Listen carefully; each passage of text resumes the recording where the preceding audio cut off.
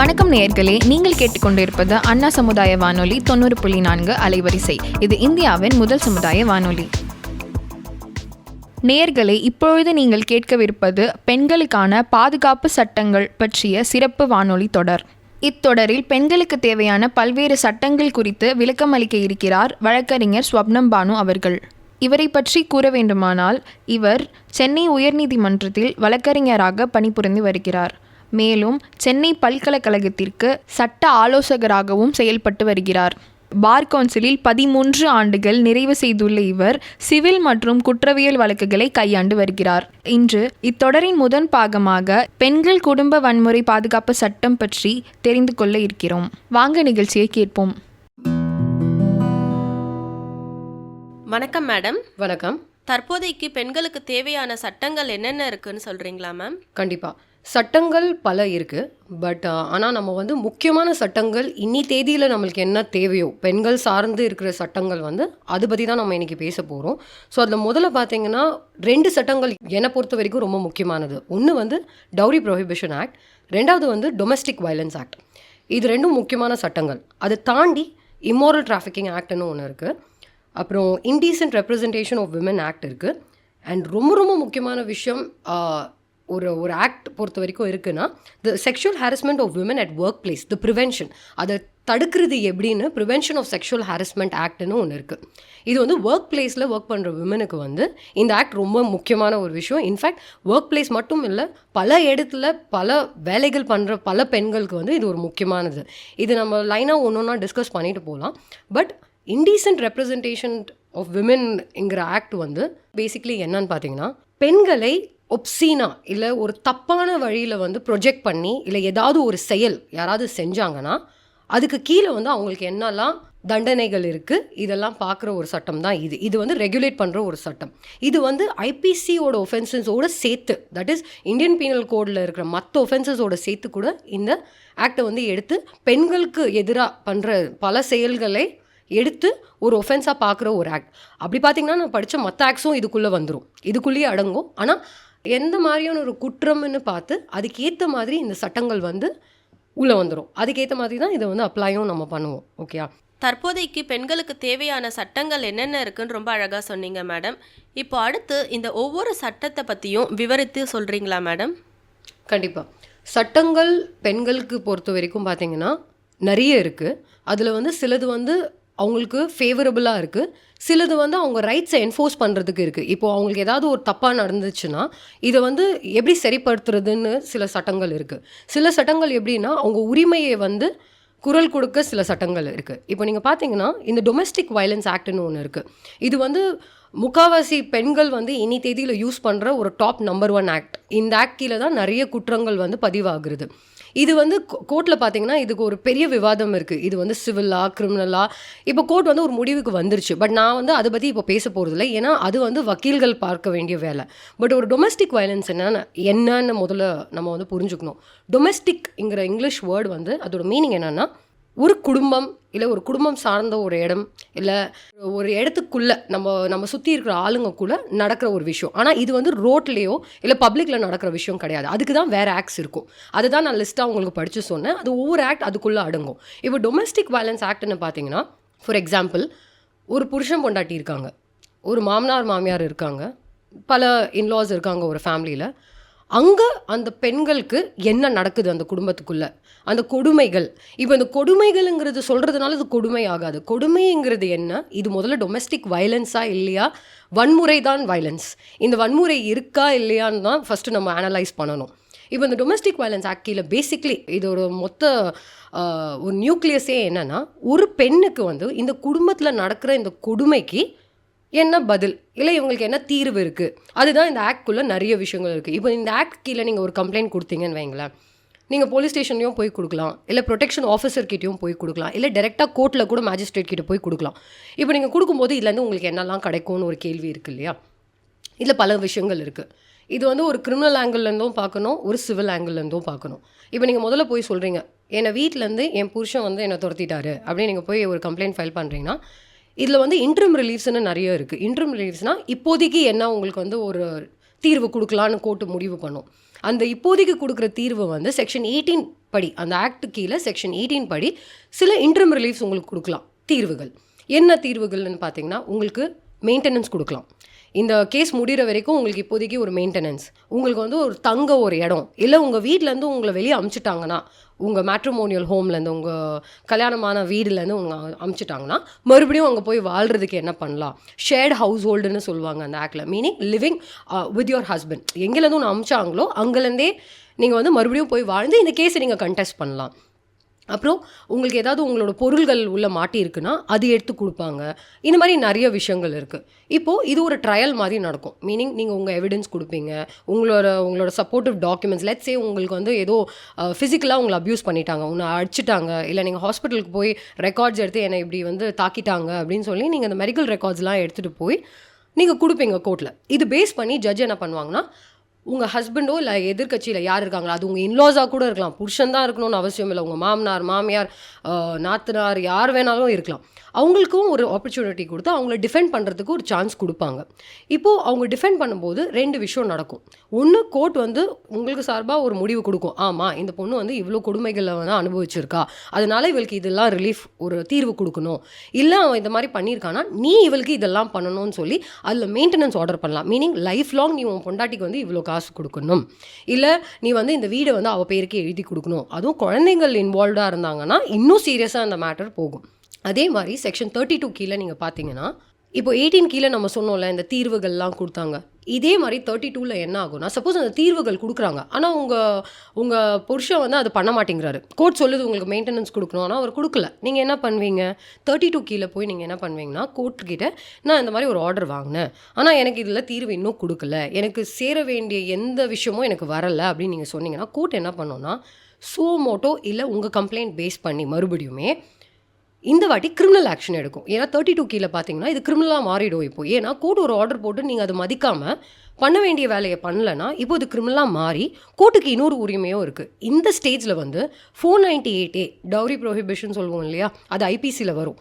அந்த ஆக்ட் தோ இப்போ வந்து நீங்கள் பார்த்தீங்கன்னா புது ஆக்ட்ஸ்லாம் வந்துருச்சு கிரிமினல் லா படி. பட் டொமஸ்டிக் வயலன்ஸில் இன்னி தேதியில் நான் சொல்கிறது என்னென்னா, ஐபிசி கீழே இருக்கிற டவுரி ப்ரொஹிபிஷன் ஆக்டோ இல்லை நீங்கள் வந்து புது ஆக்டில் வந்து அந்த டவுரி ப்ரிவென்ஷன் என்னெல்லாம் இருக்கோ, டவுரி ஹாரஸ்மெண்ட் இருக்கோ, அந்த செக்ஷனை கொண்டு வந்துட்டு உங்களுக்கு அகேன்ஸ்டாக ஒரு சார்ஜ் ஷீட்டை ஃப்ரேம் பண்ணிவிடுவாங்க. சார்ஜஸ் ஃப்ரேம் பண்ணி இந்த குற்றமும் நீ பண்ணியிருக்க, இந்த மாதிரி ஒரு விஷயம் நடக்கிறதுக்கு வாய்ப்பு இருக்குது. அதுக்கப்புறம் கட்டாயமாக நீங்கள் கொடுத்து ஆகணும். இப்போ இன்னொரு விதத்தில் நீங்கள் கேட்டிங்கன்னா, இந்த ரிலீஃப் சப்போஸ் நீங்கள் வந்து குற்றவாளி இல்லை, நீங்கள் தப்பு பண்ணலை, ஆனால் இதெல்லாம் நடந்திருக்கு, எனக்கு அகேன்ஸ்டாக பெண்கள் வந்து இந்த மாதிரி பண்ணியிருக்காங்கன்னா நீங்கள் கண்டினியூ பண்ணி இது போய் அப்பீல் கூட மேல் கோர்ட்டில் பண்ணிக்கலாம். பட் டொமஸ்டிக் வயலன்ஸ் ஒரு ஜென்ரிக்காக இது கவர் பண்ணோன்னா இதுதான் இஷ்யூ. ஓகேயா, இதில் நம்ம டொமஸ்டிக் ரிலேஷன்ஷிப்னு பேசுகிறோம்ல, குடும்பம், டொமஸ்டிக்னாலே குடும்பம். ஓகே, பட் இதுக்கு வந்து ஒரு ஜெனரிக் எக்ஸ்ப்ளனேஷன் இருக்குது. டொமஸ்டிக்ங்கிறது குடும்பம் மட்டும் வராது, இந்த குடும்பத்தில் வந்து புருஷன் மட்டும் வராது, உங்கள் கூட யார் தங்குற மாதிரி ஒரு சிச்சுவேஷனில் இருக்காங்களோ, இல்லை உங்களை சுற்றி இருக்கிற ஆளுங்க உங்கள் கூட யாரெல்லாம் இருக்காங்களோ. இன்ஃபேக்ட் டொமஸ்டிக் வயலன்ஸ் வந்து உங்கள் சொந்த குடும்பம், தட் இஸ் உங்கள் அப்பா அம்மா அகேன்ஸ்டாகவே, இல்லை உங்கள் பிரதர் இன் லா, உங்கள் பிரதர், யாருக்கு அகேன்ஸ்டாலும் டொமஸ்டிக் ரிலேஷன்ஷிப்பில் அந்த உறவில் இருக்கிற யார் மேலே வேணாலும் இது கண்டிப்பாக வரலாம். இதுதான் டொமஸ்டிக் வயலன்ஸ் ஆக்ட். இதுக்குள்ளே போனீங்கன்னா நிறைய இருக்குது, பட் நம்ம ஒன்றா கவர் பண்ணலாம். ஸோ இப்போதைக்கு டொமஸ்டிக் வயலன்ஸ் ஆக்ட் ரொம்ப முக்கியமானது. டொமஸ்டிக் வயலன்ஸ் ஆக்ட்லேயே பல பெண்கள் அவங்க ஹஸ்பண்ட்ஸ்க்கு அகேன்ஸ்டாக, அவங்க இன்லாஸ்க்கு அகேன்ஸ்டாக ஒரு சின்ன பிரச்சனை நடந்தால் போய் ஒரு டவுரி ஹாரஸ்மெண்ட் கம்ப்ளைண்ட் போடுறது, இது பண்ணுறதுனால நீங்கள் என்ன நினச்சிக்கிறீங்கன்னா, நீங்கள் வந்து ஏதோ பெருசாக நீங்கள் பண்ணிட்டீங்கன்னா, ஆனால் அது ஆக்சுவலாக கடைசியில் உங்கள் வாழ்க்கையை தான் பாதிக்கும். ஸோ இங்கே தான் வந்து வக்கீல்கள் வந்து ஒரு முக்கியமான ரோல் ப்ளே பண்ணுறாங்க. ஏன் நான் சொல்கிறேன்னா, இப்போது பல பெண்கள் என்னையும் வந்து அப்ரோச் பண்ணி கேட்டிருக்காங்க, இதுக்கு வந்து கம்ப்ளைண்ட் போடலாமா, அதுக்கு இப்போ கம்ப்ளைண்ட் போடலாமா.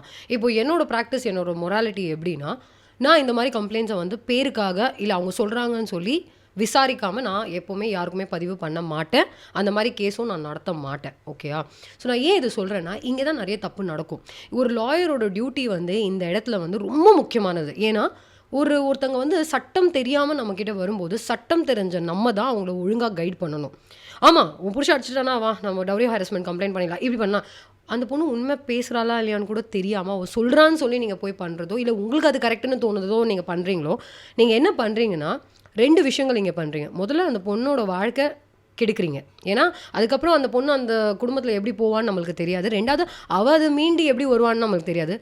அதை விட பெரிய விஷயம் என்னென்னா, சமுதாயத்துக்கு நீங்கள் என்ன ஒரு எக்ஸாம்பிளை செட் பண்ணுறீங்க. ஒரு பெண் இது உண்மையாகவே கஷ்டப்பட்ட ஒரு பெண்ணுக்கு நீங்கள் பண்ணும்போது நாளைக்கு அவளும் நடிக்கிற மாதிரி ஆகிடும். This is called abuse of loss.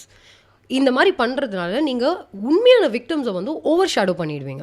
இப்போ லெட்ஸ் சே இந்த டேபிள் ஒரு 3 பெண்கள் இருக்காங்க. 3 பெண்களில் ஒரு பொண்ணுக்கு வந்து உண்மையாகவே ஏதோ ரொம்ப கெடுதல் நடந்திருக்கு. ஆனால் 2 பொண்ணுங்க வந்து சும்மா ஏதோ அவங்களுக்கு இருக்கிற ஒரு ஈகோவோ வேறு ஒரு விஷயத்துக்காக அவங்க போய் இந்த மாதிரி ஒரு காரியத்தை பண்ணி இனிஷியேட் பண்ணி அது அந்த ஒர்க் பிளேஸில் எல்லாருக்கும் தெரிய வருது. ஓகே, என்ன ஆகிடும்னா இந்த பொண்ணுங்களே இப்படி தான் மாறிடும். இது ஜோக்காகவே நம்ம நிறைய சொல்கிறது, பொம்பளைங்களே இப்படி தான், பெண்களே இப்படி தான் பண்ணுறாங்க அப்படின்னு நாங்கள் பேசுவோம்ல. அப்போது என்ன ஆகும், அந்த 3வது ஒரு பொண்ணு கஷ்டப்படுறாள். நீங்கள் பார்த்தீங்கன்னா அந்த 3வது பொண்ணுக்கு வந்து உண்மையாகவே ஃபினான்ஷியலி நிறைய இஷ்யூஸ் இருக்கும். ஓகே, ஃபினான்ஷியலி மட்டும் இல்லாமல் குடும்பம் சார்ந்து நிறைய விஷயங்கள். அந்த மாதிரி ஒரு பொண்ணை வந்து நீங்கள் குரல் கொடுக்க விடாமே தடுத்துருவீங்க. அவள் என்ன நினைப்பா, சரி நம்மளும் பண்ணால் நம்மளை பற்றி இப்படி தானே பேசுவாங்கன்னு சொல்லி அந்த கொடுமையை அவள் அனுபவிச்சுட்டே இருப்பாள். அவள் அனுபவிக்க குற்றம் பண்ணுற ஒரு ஆள் பண்ணிக்கிட்டே இருப்பான். தமிழில் சொல்லுவாங்களே, குனிய கொட்டிகிட்டே இருப்பாங்க. அதே மாதிரி தான் நடக்கும். ஸோ இது ஒரு கலாச்சார சீரழிவு மாதிரி ஆகிடும். நம்ம சமுதாயத்துக்கு நம்ம என்ன கான்ட்ரிபியூட் பண்ணுறோன்னு இருக்குல்ல, ஒரு இடத்துல வந்து ஒன்று இப்போ விஷாக்கா எதுக்கு நடந்தது, இந்த மாதிரி யாருக்கும் நடக்கக்கூடாது தானே அந்த கைட்லைன்ஸ் ஃப்ரேம் பண்ணுறாங்க.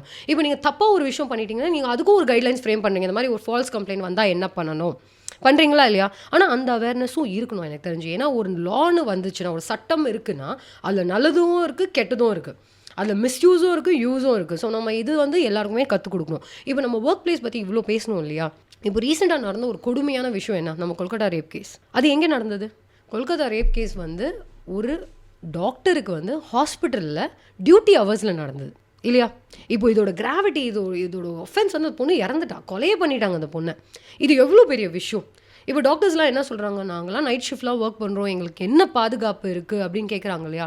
இப்போ அந்த மாதிரி ஒரு க்ரைமை பார்க்கும்போது நம்ம எல்லா இடத்துலையும் நம்ம ஆண்களும் சரி பெண்களும் சரி ரொம்ப பயப்படுவோம். அம்மாங்க வந்து பசங்களை அனுப்ப பயப்படுவாங்க. மேல் காலேஜ் வந்து அவங்க ஃபீமேல் காலேஜை ப்ரொடெக்ட் பண்ணணும்னு நினைப்பாங்க. சில பேர் வந்து இந்த மாதிரி நடக்கக்கூடாது, நம்ம ஏதாவது தப்பாக பண்ணால் கூட பெரிய பிரச்சனை ஆகிடும், பல விஷயங்கள் இருக்குது இல்லையா? இந்த அவேர்னஸை க்ரியேட் பண்ணுறது தான் இந்த ஆக்ட். இந்த அவேர்னஸை ஒழுங்காக க்ரியேட் பண்ணி அதை ஒழுங்காக வழி நடத்தி எடுத்துகிட்டு போனோன்னா பல பெண்கள் சமையல் கட்டிலேருந்து வந்துகிட்டே இருப்பாங்க வெளியே. அந்த பல ஸ்டேஜஸ் தாண்டி இது பஸ் ஸ்டாப் மாதிரி நான் சொன்ன மாதிரி சமையல் கட்டிலேருந்து வீடு ஹாலுக்கு வருது, வீட்டோட ஹால்லேருந்து நம்ம வந்து வாசலுக்கு வருது, வாசல்லேருந்து பஸ் ஸ்டாப் போகிறது, பஸ் ஸ்டாப்லேருந்து ஸ்கூல்லேருந்து காலேஜ்லேருந்து ஒர்க்லேருந்து கல்யாணம் பண்ணி அங்கேருந்து வருது. இந்த மாதிரி பல ஸ்டாப்ஸ் இருக்குது. இந்த ஸ்டாப்ஸ் எல்லாம் அவங்க ஒழுங்காக வந்து பார்த்துக்கிற கடமை வந்து 2 பேருக்கு இருக்குது. முதல்ல நம்மளுக்கு பெண்களாக. ஏன்னா நம்ம எல்லாமே மற்றவங்க மேலே போட்டுக்கக்கூடாது. நம்மளோட சேஃப்டி நம்ம கையில் முதல்ல இருக்குது. நம்ம எப்படி நம்ம நடத்துக்கிறோம், இல்லை நம்ம எப்படி ஒரு இடத்துல இருக்கோம், யாரை எப்படி தட்டி கேட்குறோம், நம்மளோட டிஸ்டன்ஸ் பவுண்ட்ரிஸ் சொல்லுவாங்க இங்கிலீஷில், கோட்பாடுகள்.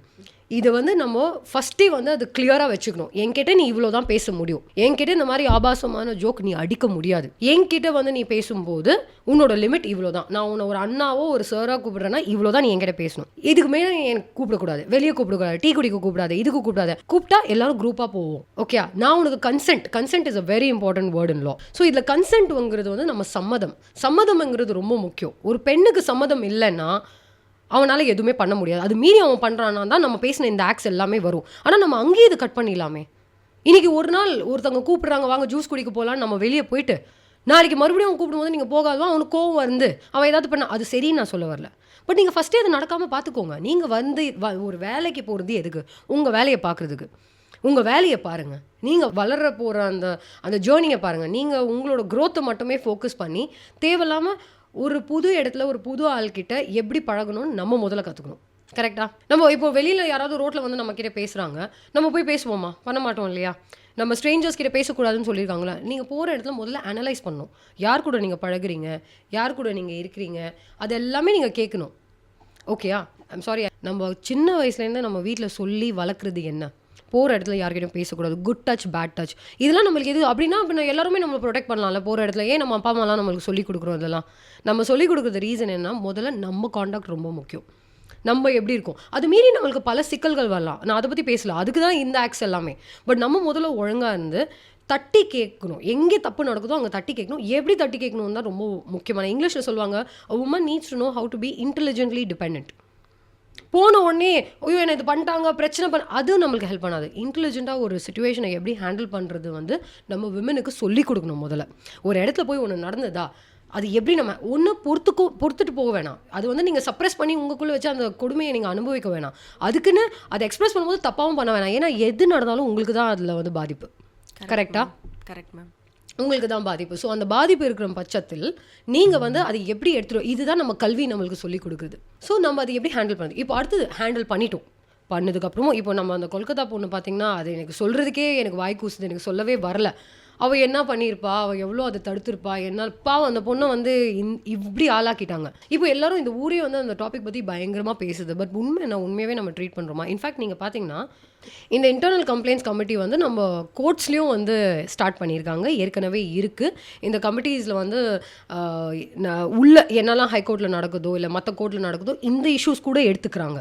இது வந்து பல பேருக்கு வந்து இது வந்து ரொம்ப அழகாக வந்து இது ஸ்டார்ட் பண்ணியிருக்காங்க, பண்ணுறாங்க. பட் இதில் ஒரு முக்கியமான விஷயம் என்னென்னா, சும்மா ஒரு கமிட்டி பேருக்கு இருக்கக்கூடாது. பேருக்கு வந்து இவங்கெல்லாம் இருக்காங்க, இவங்க தான் கமிட்டி ஹெட்ஸ், உங்களுக்கு ஏதாவது பிரச்சனை இவங்களுக்கு ரீச் அவுட் பண்ணுங்கள் அந்த மாதிரி சொல்லி விடக்கூடாது. அந்த கமிட்டி உண்மையாகவே வேலை செய்யணும். அங்கே ஒரு பிரச்சனைனா எடுத்து பார்க்கணும். ஏன்னா இப்போ ஒரு எம்ப்ளாயர் பெர்ஸ்பெக்டிவில் இது எப்படி பார்த்தீங்கன்னா, அவங்களோட பார்வையில் வந்து ஐயோ நம்ம கம்பெனி பேர் கெட்டு போயிடும். அதான் சில எம்ப்ளாயிஸ் என்ன பண்ணுவாங்க, தப்பு பண்ணவனே இன்னும் வச்சுருப்பாங்க உள்ள. மேம் இப்போ ஐசிசி எல்லா கம்பெனிஸ்லேயும் கண்டிப்பாக இருக்கணும் அப்படின்னு சொல்லிட்டு நீங்கள் சொல்லியிருக்கீங்க. இப்போ அந்த கமிட்டியே ஒழுங்காக ஒர்க் பண்ணலை அப்படின்னா அவங்கள மானிட்டர் பண்ணுறதுக்கு அவங்களுக்கு மேலே யாராவது இருக்காங்களா மேம்? நல்ல கேள்வி. ஆக்சுவலி இல்லை. ஏன்னா இந்த கமிட்டி வந்து ஒழுங்காக மானிட்டர் பண்ணலைன்னா ஆட்டோமேட்டிக்காக அந்த பொண்ணுக்கு ரிலீஃபே கிடைக்காது. ஒரு கமிட்டி ஒழுங்காக வேலை செய்யுதுன்னா எப்படி ஏதாவது தப்பாக நடக்கும்? தப்பாக நடக்க வாய்ப்பு இல்லை. அந்த என்ன கேட்குறாங்களோ அது கிடைக்கும். சம்டைம்ஸ் கமிட்டி ஒழுங்காக நடந்து கூட உங்களுக்கு ரிலீஃப் கிடைக்காம போகலாம். ஏன்னா அவங்க சப்போர்ட் பண்ணுறாங்க, ஒரு பட்சத்தில் வந்து வர்டிக் கொடுக்குறாங்க, இந்த மாதிரி பல விஷயங்கள் இருக்குது. இது யார் ரெகுலேட் பண்ணுவாங்கன்னா, அடுத்த ஸ்டேஜுக்கு போகிறோம் இல்லையா, நம்ம ஷீபாக்ஸ் சொன்னோம் இல்லையா, இந்த மாதிரி கமிட்டிஸோ இல்லை அங்கேருந்து ஒரு எஃப்ஐஆர் ரெஜிஸ்டர் ஆகி கோர்ட்டுக்கு போதும், கோர்ட் வந்து இதெல்லாம் வந்து ரெக்கார்ட் பண்ணி இது பெரியூஸ் பண்ணும். அப்போ அந்த கம்பெனியை இழுத்து மூடுற நிலவரம் கூட வரலாம். ஏன்னா இப்போது தெர் இட்ஸ் அ மேண்டேட். இப்போ வந்து இது ஒரு முக்கியமான ஒரு விஷயம். ஒரு கம்பெனியில் வந்து நீங்கள் இது கட்டாயம் பண்ணி தான் ஆகணும். இது ஒரு சாய்ஸ் கிடையாது, இது ஒரு கட்டாயம். நீங்கள் பண்ணி தான் ஆகணும். இது லா படி, சட்டப்படி நீங்கள் பண்ணி தான் ஆகணும். ஓகேயா? ஸோ இப்போ பாஸே தப்பு பண்ணுறான், நீங்கள் அவங்க அகேன்ஸ்டாக போய் ஐசிசியில் கம்ப்ளைண்ட் கொடுக்குறீங்க. இப்போ கம்ப்ளைண்ட் கொடுக்குற அந்த கமிட்டியில் தப்பு பண்ணுறாங்கன்னா கண்டிப்பாக அதுக்குன்னு அடுத்தடுத்த ஸ்டேஜில் அதுவும் வந்து கவனிப்பாங்க இல்லையா? இதுதான் இதுக்கு பதில். Okay ma'am. அண்ட் இந்த ஷீ பாக்ஸில் நம்ம கம்ப்ளைண்ட் கொடுத்தோம்னா அதை ரொம்ப எஃபெக்டிவாக ஹேண்டில் பண்ணுவாங்க அப்படின்னு சொல்லியிருக்கீங்கல்ல மேம். இப்போ அது வந்து கலெக்டரே நேரடியாக டீல் பண்ணுறாங்களா? ஆக்சுவலி நான் ஒன்று சொல்கிறேன். இப்போ நான் டீல் பண்ண கேஸில் கலெக்டர் இருந்தாங்க. ஓகேயா? இப்போ நான் என்ன சொல்ல வரேன்னா, இது கவர்மெண்ட் ஆர்கனைஸ் பண்ண ஒரு கமிட்டி. ஓகேயா? இது ரொம்ப சீரியஸ் இன் நேச்சர். இது விளையாட்டுக்கு கிடையாது. இப்போ ப்ரைவேட் கம்பெனிஸில் பண்ணுற மாதிரி கிடையாது. இங்கே உண்மையாகவே ஒரு செட்டப் பண்ணி ஒரு உயர்நிலையில் இருக்கிற ஒரு ஆஃபீஸரை தான் வைப்பாங்க. ஓகேயா? So predominantly summon of that cadre, அந்த கேடரில் இருக்கிற ஒருத்தவங்களை தான் உட்கார வைப்பாங்க. அண்ட் இவங்க இது ரொம்ப சீரியஸாக எடுப்பாங்க. இது விளையாட்டு கிடையாது. இப்போ லெட்ஸ் சே இங்கேயும் உங்களுக்கு தீர்வு கிடைக்கலன்னா நீங்கள் அடுத்து நீங்கள் அப்பீல் போயிட்டே இருக்கலாம், அடுத்த இடத்துக்கு போகலாம், நீங்கள் கிரீவன்ஸ் செல்லில் போய் எழுதலாம், நீங்கள் போலீஸ் ஸ்டேஷனுக்கு போகலாம், என்ன வேணால் பண்ணலாம். பட் இந்த கமிட்டிஸ்லாம் நீங்கள் தாண்டி வந்தீங்கன்னா உங்களுக்கு கட்டாயம் உங்களுக்கு வந்து ரிலீஃப் கிடைக்கும் தான் நான் சொல்லுவேன். பிகாஸ் நான் வந்து எக்ஸ்பீரியன்ஸ் பண்ண ஒரு விஷயம். ஓகேயா? இதே மாதிரி இது பார்த்து மற்ற பெண்கள் இது நம்ம பண்ணலாமா, சின்ன சின்ன விஷயத்துக்கு நம்ம இது பண்ணலாமா? Adjustment in terms of adjusting to the situation. ஒரு இடத்துல இருக்கும், ஒரு சூழலில் வந்து சில விஷயங்கள் வந்து நடக்கும், தப்பாக நடக்கும். அது வந்து செக்ஷுவல் ஹாரஸ்மெண்ட்டாக தான் இருக்கணும்னு அவசியம் கிடையாது. ஒரு ஃபீமேல் காலிகே உங்களுக்கு ட்ரபிள் கொடுக்கலாம் இல்லையா? அவங்களே உங்களை வந்து டார்ச்சர் பண்ணலாம், ஹாரஸ்மெண்ட் கொடுக்கலாம். உங்களுக்கு ஒரு சுப்பீரியர் ஒரு ஃபீமேலாக இருக்கலாம், அவங்களுக்கு உங்களை பிடிக்காமல் போகலாம். இந்த மாதிரி விஷயங்கள்லாம் இருக்குது. நான் என்ன சொல்ல வரேன்னா, பிக் யோர் பேட்டில்ஸ் வைஸ்லி. எது வந்து உங்களோட செல்ஃப் டிக்னிட்டியை ஹர்ட் பண்ணுறதோ, உங்கள் செல்ஃப் ரெஸ்பெக்டை வந்து பாதர் பண்ணுறதோ, உங்கள் சுயமரியாதையை வந்து ரொம்ப குவெஸ்டன் பண்ணுற மாதிரி இருக்கும். ஒரு பெண்ணுக்கு வந்து இது நடக்கவே கூடாது. ஃபார் எக்ஸாம்பிள், உங்களுக்கு ஒரு பொண்ணு இருந்தால் இந்த மாதிரி நடந்தால் நீங்கள் தாங்க மாட்டீங்க. அந்த மாதிரி இஷ்யூஸை தான் நம்ம எடுத்துக்கணும். பேசிக் மேட்டர்ஸ், சின்ன சின்ன விஷயங்கள் எது நம்மளால் ஹேண்டில் பண்ண முடியுமோ அது நம்ம கட்டாயம் ஹேண்டில். அதுதான் நான் சொன்னேன், நம்மளோட கான்டாக்ட் ரொம்ப முக்கியம். இப்போ ஒருத்தர் நம்ம கிட்ட மிஸ்பிஹேவ் பண்ணுறான்னா நம்ம ஃபஸ்ட்டு 2 அட்டெம்ப்ஸில் வந்து அவனை ஸ்டாப் பண்ண பார்க்கணும், அவன் இடத்துல உட்கார வைக்கணும். இது நீ பண்ண முடியாது, பண்ணனா அவ்வளோதான் உனக்குன்னு நம்ம அது வந்து சண்டை போட்டு காட்ட வேணாம். நம்மளோட பெண்மை, நம்மளோட ஃபெமினிட்டியில் எவ்வளோ அழகாக அந்த ஆணுக்கு புரிகிற மாதிரி பண்ண முடியுமோ அதை பண்ணணும். அது மீறியும் அவன் வந்து என்ன சொல்கிறது, அவரோட நேச்சரே இதே மாதிரி தான் நடந்துக்கணுன்னா அவரை யாருமே காப்பாற்ற முடியாது. இது நம்ம அவரை காப்பாற்றிக்கிறதுக்காக நம்ம பண்ணலாம், நம்மளை காப்பாற்றிக்கிறதா. ஏன்னா நம்மளுக்கு இந்த தொல்லை வேணாம். பிகாஸ் எல்லாரும் வேலை செய்கிற இடத்துல நிம்மதியாக போய் வேலை செஞ்சுட்டு வரணும், சம்பளம் வாங்கணும், குடும்பத்தை பார்த்துக்கணும். எல்லா பெண்களுக்கும் இதுதானே வேணும். யாரும் போய் நான் புரட்சி பண்ணுறேன்னு யாருமே போகல. நம்ம பிடிக்காம தான் இதெல்லாம் பண்ணுறோம். யாருமே நான் சண்டை போட்டு நான் ஒரு சிங்கப்பெண் காட்டுறதுக்கு இதெல்லாம் பண்ணல. எல்லாருக்கும் நிம்மதி தான் வேணும். அந்த நிம்மதியை தேடி போகும்போது இந்த மாதிரி சிக்கல்கள் வரும். ஒரு வக்கீலாக நானே நிறைய பார்த்துருக்கேன். அந்த சிக்கல் நான் பேச விரும்பல. ஏன் நான் அந்த சிக்கல் பற்றி பேச விரும்பலன்னா அதை நான் தாண்டி வந்துட்டேன். எனக்கு தெரியும் அதை எப்படி ஓவர் கம் பண்ணும். அந்த சிக்கல் வந்து இன்றைக்கி வந்து ஒரு எஃப்எம்மில் உட்காந்து ஒரு கம்யூனிட்டி ரேடியோவில் வந்து எனக்கு இது நடந்தது சொல்கிற அளவுக்குலாம் அது கிடையாது. ஏன்னா நான் அதை சொல்ல ஆரம்பிச்சிட்டேன்னா சின்ன சின்ன விஷயம் வந்து ரொம்ப பெருசாக தெரியும் பெண்களுக்கு. இதுவே ஒரு சாக்கா வச்சு நீங்கள் வெளியவே வரமாட்டீங்க. கரெக்டாக நம்ம இப்போ ஒரு ஃபார் எக்ஸாம்பிள் வந்து ரொம்ப நேரம் நிற்கிற நீ உட்காரு அப்படின்னு நீ சொல்லும்போது நிற்கிறது தப்பு, இப்போ நம்ம உட்காரணும், நம்ம பேக் வலிக்கும், நம்ம நிற்கக்கூடாது. இல்லையே நிற்கலாமே, ஸோ வாட், நம்ம வேலை பண்ண இடத்துல நம்ம கொஞ்சம் எஃபர்ட் எடுத்து நின்னா என்ன? Yes ma'am. எந்த ஒரு விஷயமே நம்ம ஈஸியாக வராது, நம்ம கொஞ்சம் கஷ்டப்படணும் லைஃப்பில். அதுக்குன்னு ஒருத்தன் டார்ச்சர் பண்ணுறா அதெல்லாம் நீங்கள் தாங்கிக்கோங்க நான் சொல்ல வரல. நான் என்ன சொல்ல வரேன்னா, they say in English there is your helping hand is at the end of your own arm. அதோட அர்த்தம் என்னன்னா, நீ வந்து உனக்கு ஹெல்ப் வாங்க வேண்டிய ஒரு மோடோ ஒரு சிச்சுவேஷனோ உன் கைக்கு எண்ணில் தான் இருக்குது, உன் தோளோட எண்ணில் தான் இருக்குது. நீயே உன்னை முதல்ல ஹெல்ப் பண்ணிக்கோ, அதுதான் அதோட meaning. your helping hand is at the end of your own arm. Now first help yourself, then if you're not able to do anything, you do what the Lord tells you to do. இதுதான் sexual harassment at work place பற்றியான ஒரு விஷயம். இது நான் நிறைய lectures நிறைய ஸ்டூடெண்ட்ஸ்க்கு எடுத்திருக்கேன். பட் நான் வந்து காலேஜஸில் இந்த லெக்சர்ஸ் எடுக்கும்போது நான் வேறு விதமாக இதை சொல்லிக் கொடுப்பேன். ஏன்னா பல பெண்களோட ஏஜ் குரூப்ஸ் வேறு. இப்போ நீங்கள் ஒரு டீனேஜர் கிட்ட பேசுகிறீங்க காலேஜ்லனா அவங்களுக்கு புரிகிற மாதிரி சில விஷயங்கள் சொல்லணும். இன்ஸ்டாகிராம் ரெஃபரன்ஸ் எடுத்து இல்லை வேறு social medias whatever is available இதெல்லாம் எடுத்து பேசணும். ஒரு மெச்சூர்டான ஒரு பெண், ஒரு 20 to 25 கேப்பில் இருக்கிற ஒரு பெண் கிட்ட பேசும்போது அவங்களுக்கு புரிகிற மாதிரி பேசணும். இதே மாதிரி 30க்கு அபோவாக இருக்கிறவங்களுக்கும் அவேர்னஸ் வேணும். பல பெண்கள் வந்து குடும்பத்தில் ப்ரொடெக்டடாக இருந்து திடீர்னு ஒரு வேலைக்கு வந்து 9 to 5 ஜாபில் வருவாங்க. இது தப்புன்னே தெரியறதுக்கு அவங்களுக்கு எவ்வளோ நேரம் ஆகும் தெரியுமா உங்களுக்கு? கரெக்ட். நான் அந்த இடத்துல இருந்திருக்கேன். ஒன்று நடக்குது, இது ரொம்ப தப்பு, இது நடக்கக்கூடாதுன்னே எனக்கு தெரியறதுக்கு 1 வருஷம் ஆயிருக்கு. ஆனால் இதே 1 வருஷம் கழிச்சு சில பேர் பொய்யான கம்ப்ளைண்ட்ஸும் கொடுக்குறதுக்கு வாய்ப்பு இருக்குது இல்லையா? ஸோ இந்த மாதிரி பேசும் இடத்துல பெண்கள் வந்து இங்கே தான் வந்து நம்மளோட ரைட்ஸை வந்து கரெக்டாக யூட்டிலைஸ் பண்ணி மற்ற பெண்களை ஹெல்ப் பண்ணணும். நீங்கள் போய் உங்களுக்கு டைரெக்டாக ஹெல்ப் பண்ண வேணாம். நீங்கள் ஒழுங்காக உங்கள் லாஸை யூஸ் பண்ணி மிஸ்யூஸ் பண்ணாமல் இருந்தாலே பல பெண்களுக்கு இதுலேருந்து ரிலீஃப் கிடைக்கும் இல்லையா? எஸ். ஆஸ் லாங் அஸ் இது வந்து நீங்களாம் இது புரிஞ்சுக்கிட்டு, பிகாஸ் எப்போவுமே வந்து சொசைட்டியில் நிறைய விஷயம் நியூஸில் வரும். ஓகே, எல்லாருமே பார்த்து வந்து இது நடக்குது அது நடக்குது. பட் ஆக்சுவலாக உண்மையாக பார்த்தீங்கன்னா ப்ராக்டிக்கல் ஆஸ்பெக்ட்ஸ்னு ஒன்று இருக்குது. ஓகே, ஒரு போலீஸ் ஸ்டேஷனில் போய் ஒரு கம்ப்ளைண்ட் கொடுத்து அதை நடத்துறது வந்து ஜோக்கே கிடையாதுங்க. அது உண்மையாக சொல்கிறேன். அது வந்து எவ்வளோ ஃபேன்சியாக இருக்கோ இல்லை படத்தில் காட்டுற மாதிரிலாம் கிடையாது. ஓகேயா, தீர்வுங்கிறது முதல்ல நம்ம சுய அறிவோட அது என்னன்னு நம்ம முதல்ல அனலைஸ் பண்ணணும். ரெண்டாவது, எனக்கு ஒரு ரிக்வெஸ்ட் இருக்குது இந்த இடத்துல, வக்கீல்களோட ரோல் இங்கே ரொம்ப முக்கியம். ஏன்னா ஒரு பிரச்சனை ஒன்று நடக்குதுன்னா ஃபஸ்ட்டு அட்வொகேட்ஸ் கிட்ட தான் போவாங்க. அந்த டைமில் நம்ம அட்வொகேட்ஸ் சொல்கிறது வந்து கிளைண்ட்ஸ் அப்படியே ஃபாலோ பண்ணுவாங்க பிளைண்டாக. அண்ட் இந்த இடத்துல வந்து சுய அறிவு ரொம்ப முக்கியம். ஒரு வக்கீல் ஒன்று சொல்கிறாங்கன்னு சொல்லி அது பிளைண்டாக நீங்கள் ஃபாலோ பண்ண வேண்டிய அவசியம் இல்லை. அதே மாதிரி உங்கள் கிளைண்ட் சொல்கிறாங்கன்னு சொல்லி அட்வொகேட்ஸ் அதை அப்படியே பிளைண்டாக ஃபாலோ பண்ண வேண்டியும் அவசியம் இல்லை. முதல்ல நம்மளுக்கு என்ன வேணும்? ஃபார் எக்ஸாம்பிள், நம்மக்கிட்ட ஒருத்தங்க டிவோர்ஸுக்கு வராங்க. ஓகே, டிவோர்ஸ்க்கு வரும்போது ஒரு பெட்டிஷனை டிராஃப்ட் பண்ண சொல்கிறாங்க, ஒரு கேஸை. Let's say Hindu marriage act கீழே ஒரு பெண் வந்து என்கிட்ட பேசுகிறாங்க, மேடம் எனக்கு க்ரூவல்ட்டி கிரவுண்டில் வந்து ஒரு டிவோர்ஸ் போடுங்க அப்படின்னு சொல்கிறாங்க.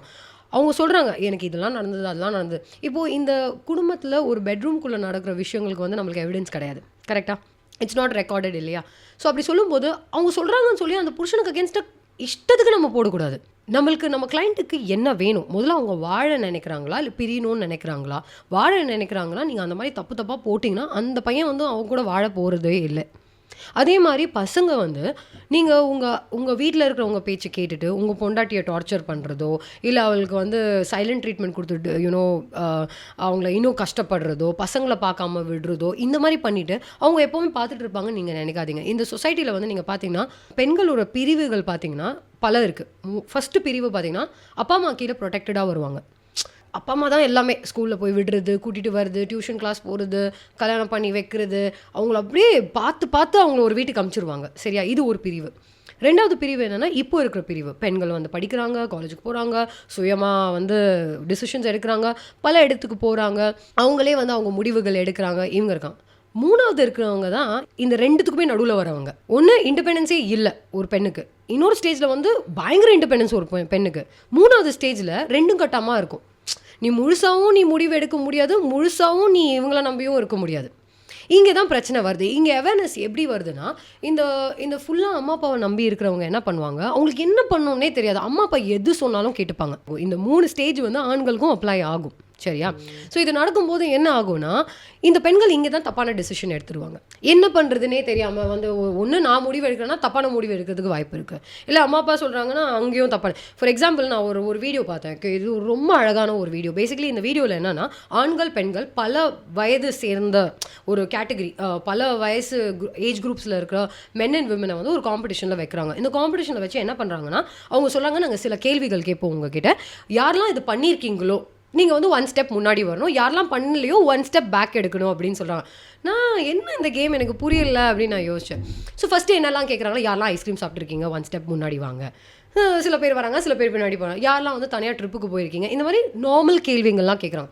திடீர்னு அந்த கேம் வந்து ரொம்ப சீரியஸ் ஆகுது. இப்போ கேட்குறதெல்லாம் ஃபினான்ஸ், பொருளாதாரம் சார்ந்த கேள்விகள். நீங்கள் எப்பயாச்சும் ஒரு இபி பில் நீங்களே கட்டியிருக்கீங்களா? சில பேர் முன்னாடி வராங்க, சில பேர் பின்னாடி வராங்க. அப்புறம் சொந்தமாக ஒரு வீடு வாங்கியிருக்கீங்களா? நீங்கள் உங்கள் பேரில் ஒரு எல்ஐசி பாலிசி எடுத்திருக்கீங்களா? நீங்கள் போய் ஒரு கார் தனியாக புக் பண்ணியிருக்கீங்களா? நீங்கள் வந்து உங்கள் குழந்தையோட ஸ்கூல் ஃபீஸ் நீங்களே கட்டியிருக்கீங்களா? நீங்கள் இது பண்ணீங்களா? இப்போ உங்களுக்கு புரியுதா? இப்போ சீரியஸ் கொஸ்டின்ஸ் கேட்குறாங்க. என்ன ஆகுது இந்த கேம் எண்டில் நீங்கள் பார்த்தீங்கன்னா, இந்த சீரியஸ் கொஸ்டின்ஸ் கேட்ட உடனே எல்லாருமே பின்னாடி போயிட்டாங்க. இல்லை, ஆண்கள் தான் முன்னாடி இருக்காங்க, பெண்கள் பின்னாடி இருக்காங்க. இது ஒரு முக்கியமான ஒரு விஷயம். இது என்னன்னா இந்த டிவைட் இந்த சொசைட்டியில் என்ன காட்டுறதுன்னா, ஃபினான்ஷியல் இண்டிபெண்டன்ஸ் விமனுக்கு இன்னும் வரல. Correct ma'am. ஏன்னா இன்னைக்கு நீங்கள் சம்பாதிக்கிறீங்களா, உங்கள் சம்பளத்தை நீங்கள் யார்கிட்ட கொடுப்பீங்க? எங்கள் வீட்டில் போய் கொடுப்பீங்களா? நான் கரெக்டாக கெஸ் பண்ணேன், நீங்கள் சொல்லக்கூட இல்லை. ஏன்னா நீங்கள் வந்து எந்த கட்டத்தில் வரீங்கன்னு தெரியல. ஏன்னா நீங்கள் படித்தவங்க, நீங்கள் வேலைக்கு போகிறீங்க, ஆனால் நீங்கள் 3ஆம் கட்டத்தில் இருக்கீங்க. அந்த சம்பளத்தை உங்களால் என்ன பண்ணணும்னு நீங்கள் டிசைட் பண்ண முடியாது. நீங்கள் போய் வீட்டில் கொடுத்துருவீங்க. கரெக்டாக? இப்போ தான் அந்த 3ஆவது கட்டம் நான் சொன்னது. அது தப்பு கிடையாது. பட் அதனால வர பிரச்சனைகள் என்னன்னா, உங்களுக்கு இண்டிபெண்டன்ஸே வராது. புரியுதா? இப்போ நீங்கள் பார்த்தீங்கன்னா, நான் முதல் வாட்டி இப்போது ஒரு வீட்டில் ஒரு கார் வாங்குறது இவ்வளோ பெரிய விஷயம். எல்லாரும் குடும்பமாக போய் புக்கிங் பண்ணி பூஜை போட்டு அந்த வண்டியை எடுத்து, அது ஒரு பெரிய விஷயம் இல்லையா? ஒருத்தவங்க வீட்டில் கார் ஆனால் எத்தனை பெண்கள் தனியாக போய் ஒரு காரை புக் பண்ணி வாங்கியிருக்காங்க? நான் பண்ணியிருக்கேன். அது பண்ணும்போது ரொம்ப டிஃப்ரெண்ட்டாக இருந்தது அந்த ஷோரூமில். எனக்கு இன்றைக்கி கூட ஞாபகம் இருக்குது. நான் போய் உட்காருறாங்க, நான் கூப்பிடுறேன், சார் வாங்க, மேடம் கிவ் மீ 2 minutes அப்படின்னு சொல்லி அந்த ஆள் வரல. அப்படியே வெளியே பார்த்துட்டே இருக்காரு. என்ன இவர் பார்த்துட்டே இருக்காரு. சார் நான் எங்கே இருக்கேன்? இல்லை உங்கள் கூட யாராவது? இல்லை மேடம். இல்லை சார் நான் தான் வந்திருக்கேன் வாங்க அப்படின்னு சொல்லி அவர் உட்கார வச்சு அவர் ரொம்ப ஷாக் ஆகிட்டாரு. அப்போது நான் கிளம்பும் போது என்கிட்ட சொன்னார், நாங்கள் இது வரைக்கும் இந்த ஷோரூமில் தனியாக ஒரு பொண்ணு வந்து ஒரு கார் புக் பண்ணது நாங்கள் பார்த்ததே கிடையாது. உங்களுக்கு ஒரு 10,000 rupees நாங்கள் டிஸ்கவுண்ட் பண்ணுறோம், ப்ரொஃபஷனல் டிஸ்கவுண்ட் சொல்லி கொடுத்தாரு. Great ma'am. It's not great. நான் ஏன் சொல்கிறேன்னா, நம்ம விமன் எம்பவர்மெண்ட், இண்டிபெண்டன்ஸ் இவ்வளோ பேசுகிறோம் இல்லையா? பட் என்னைக்கு பெண்கள் வந்து ஃபினான்ஷியலி இண்டிபெண்ட் டிசிஷன்ஸ் எடுக்கிறாங்களோ, நாட் ஓன்லி எடுக்கிறாங்க, இன் த சென்ஸ் மெயின்டெனன்ஸ்னு ஒரு பெரிய இஷ்யூ போயிட்டுருக்கு சொசைட்டியில். பெண்கள் வந்து புருஷங்க கிட்ட வந்து மெயின்டெனன்ஸ் வாங்குறது இதெல்லாம் எனக்கு தெரிஞ்சு உங்களுக்கு உண்மையாகவே ஒரு பெண்ணாக உங்களுக்கு வாழ்க்கை கற்றுக்கணுன்னா நீங்கள் உழைப்பீங்கங்க, அதில் டவுட்டே இல்லை. எல்லாருமே உழைப்பாங்க. அவங்க ஒரு ஸ்டூடெண்ட் உழைப்பா படிக்கிறதுக்கு மார்க் வாங்குது. ஒரு வேலை செய்கிற பொண்ணு, இப்போ நீங்கன்னா இந்த மாதம் சம்பளம் எடுத்துகிட்டு போய் வீட்டில் போய் கொடுத்து நாங்கள் அடுத்த வேலை பார்க்கணும் அப்படின்னு நீங்கள் உழைப்பீங்க. இப்போ நான் வந்து என் ஆஃபீஸை நடத்தணும், வீட்டை நடத்தணும் அப்படின்னு நான் நினைப்பேன். ஆனால் பிரச்சனை எங்கே தெரியுமா? இந்த நடத்துறது இருக்குல்ல, அது நீங்கள் வேற ஒருத்தங்க கையில் கொடுக்கும்போது அது என்னன்னே உங்களுக்கு தெரியாது. நீங்கள் சம்பாரித்து நீங்கள் பல விஷயங்கள் பண்ணணும். நீங்கள் போய் பல பெண்கள் கிட்ட கேட்டு பாருங்களேன், நீங்கள் வீடு கட்டியிருக்கீங்க, யாரெல்லாம் பண்ணீங்க, அவங்களோட கதையே வேறு மாதிரி இருக்கும். ஒரு பெண்ணுக்கு உண்மையான, எனக்கு வந்து இப்போ ஃபார் எக்ஸாம்பிள் நான் எப்போ வண்டி ஓட்ட ஆரம்பிச்சனோ அப்போ தான் எனக்கு எம்பவர்மெண்ட்டே. என்னை நீங்கள் கேட்டிங்கன்னா எப்போ நீ உண்மையாகவே ரொம்ப சுதந்திரம் வந்து ஃபீல் பண்ண ஒரு லிபரேட்டிங் மூமெண்ட்னு கேட்டிங்கன்னா வண்டி ஓட்டும் போது தான். ஏன்னா எனக்கு என்ன தோணுச்சுன்னா, இந்த வண்டி நம்ம வாங்கியிருக்கோம், இந்த உலகமே நம்ம கண்ட்ரோலில் இருக்குது, நான் யாரையும் நம்பி ஒரு பஸ்ஸில் போக வேணாம், யாரும் என்னை சீண்ட போகிறது இல்லை, நான் அந்த கூட்டத்தில் வந்து உரசிக்கிட்டே போக வேணாம், நான் நினச்ச நேரத்தில் நான் எப்படி வேணால் போய் இறங்கிடலாம், யாரும் என்னை தொடக்கூட மாட்டாங்க. அது எவ்வளோ பெரிய ஒரு ஜேர்னி. சொல்கிறதுக்கு ஈஸியாக இருக்கும், ஒரு காரில் ஏறி நான் போயிட்டேன் அவ்வளோதான். அந்த கார் வாங்குறதுக்கு நான் படித்த படிப்பு, நான் செஞ்ச வேலை, அங்கேருந்து சம்பாரித்த காசு, நான் போய் வாங்கின அந்த காரு, அதுக்கு என்ன சிக்கல் இருந்தது, அதுக்கப்புறம் அந்த கார் எடுத்து நான் ஒரு இடத்துக்கு போகிறது, எவ்வளோ பெரிய ஜேர்னி. ஸோ அந்த கேம் எக்ஸாக்ட்லி அந்த கேம் நான் சொன்னது வந்து ரொம்ப முக்கியமானது. ஏன்னா பெண்கள் கிட்ட 1000 கேள்வி கேட்டாங்க, ரொம்ப அழகாக பதில் சொன்னாங்க, எல்லாரும் முன்னாடி வந்துட்டே இருந்தாங்க. ஒரு ஸ்டேஜ் தாண்டி அவங்களால முன்னாடி வரவே முடியல. ஏன்னா ஃபினான்சஸ் ரிலேட்டடாக கொஸ்டின்ஸ் கேட்கும்போது அவங்க மாட்டிக்கிட்டாங்க. ஸோ நான் இதனால் இப்போ நான் சொல்ல, நீங்கள் நினச்சிக்காதீங்க நான் சொல்கிறேன் எல்லா பணமும் வந்து பெண்கள் எடுத்து முடிவு எடுக்கணும்னு இல்லை, நான் அதை சொல்ல வரல. Financial independence only gives you empowerment. ஏன்னா உங்களுக்கு தெரியும் என்னால் இதை பண்ண முடியும். இப்போ ஃபார் எக்ஸாம்பிள் நீங்கள் என்ன கேட்டீங்கன்னா, நான் ஒரு வக்கீல், ஓகே, நான் வந்து பல இடத்துக்கு போகிறேன், நான் எந்த இடத்துக்கு போனாலும் என் வீட்டு காய்கறியை நான் தான் ஆர்டர் பண்ணுவேன், நான் தான் வாங்குவேன். ஏன்னா அந்த பொறுப்பு எந்து. நான் இந்த மாதிரி ட்ரெஸ் பண்ணிட்டு வர்றதுனாலையோ இல்லை நான் ஒரு பெரிய வக்கீல் போய் வாதாடுறதுனாலையோ அது மாறாது. ஆனால் அந்த காய்கறி வாங்கும்போது அந்த ஒவ்வொரு விலை எப்படி வாங்கணும், என்னெல்லாம் வீட்டுக்கு வாங்கணும், அது நான் எடுத்து அந்த பொறுப்பு எடுத்து பண்ணும்போது தான் எனக்கு மொத்த கண்ட்ரோலே வருது எனக்கு. ஏன்னா நான் வெளியே போய் ஒரு கிளைண்ட்டுக்கு வாதாடுறேன், ஒரு வக்கீலாக நான் அங்கேயும் இருக்கேன், ஒரு வீட்டு குடும்ப பெண்ணாக என்னோட வேலையை எங்கேயும் பண்ணிகிட்டு இருக்கேன். நான் சொல்கிறது உங்களுக்கு புரியுதா? இது வந்து உள்ளர்த்தம் பயங்கரமாக இருக்குங்க. ஏன்னா பெண்கள் என்ன நினச்சிட்டு இருக்காங்கன்னா, நம்ம படித்து வேலைக்கு போய் நம்ம இதெல்லாம் பண்ணுறோம்னா இதுதான் வாழ்க்கை. இல்லை, வாழ்க்கையில் நிறைய இருக்குது. பெண்கள் நிறைய வெளியில் போய் உலகத்தை பார்க்கணும். நிறைய எப்படி சொல்கிறது, உங்களுக்கு எது பிடிச்சிருக்கோ நீங்கள் பண்ணுங்கள், ஆனால் அது யாருக்கும் எஃபெக்ட் ஆகாத மாதிரி பண்ணுங்கள். அது யாருக்கும் எஃபெக்ட் ஆகாதுன்னா எந்த விதத்துலனா, உங்கள் அப்பா அம்மாவாக இருக்கட்டும், இல்லை உங்கள் இன்லாஸாக இருக்கட்டும், சந்தோஷமாக இருங்க. ஆனால் நீங்கள் சூஸ் பண்ணுற பார்ட்னர் தானே நீங்கள் கல்யாணம் பண்ணுவீங்க.